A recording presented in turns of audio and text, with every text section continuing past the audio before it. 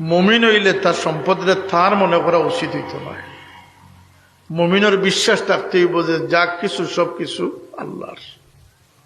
আমি কয়েকদিনের পারাদার, সমস্ত জিনিস আমার কাছ থেকে নেওয়া হইব,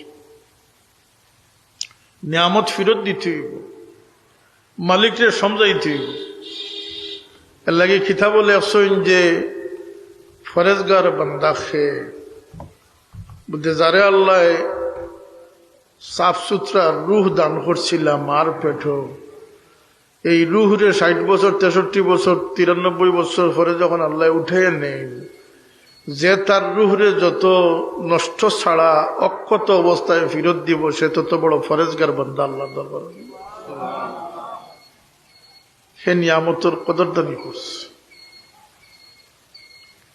আমরা তো যে পথে আমরা ক্ষতি ও পথে আমরা চলি, আমরা ফারাদারি করি দুনিয়ার সম্পদর,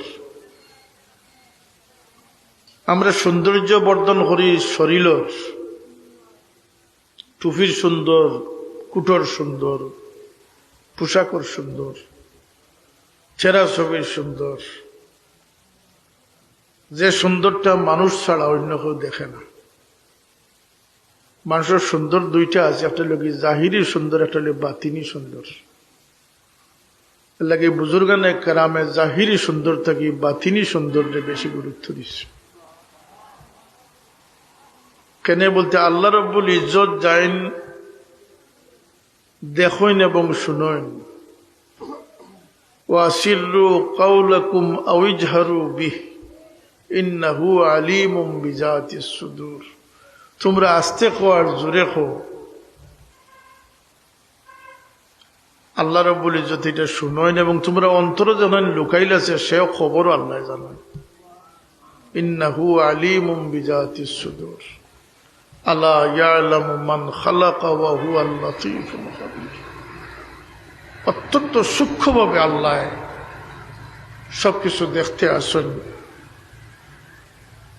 আল্লাহর কাছ থেকে কোনো জিনিস লা ইয়াখফা আলাইহি শাইউন ফিল আরদ লা ইয়াযুব মিসকালা যাররা। সরিষার দানার 100 ভাগের 1 ভাগ আল্লাহ থেকে লুকাইতে পারতো না। জুড়ে হোক সুবহানাল্লাহ। ই আল্লাহ মানুষের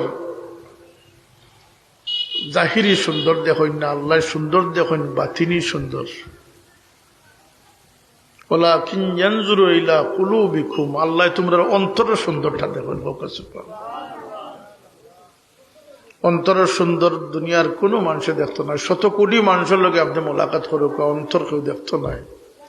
অন্তর জামি যাইন তাই না অন্তরের খবর জানেন। সুতরাং আল্লাহরে দেখানি এটা বেশি দরকার না বন্দারে দেখানি এটা বেশি দরকার। ও এরা সুফিয়া কেরাম, বুজুর্গানে আজম,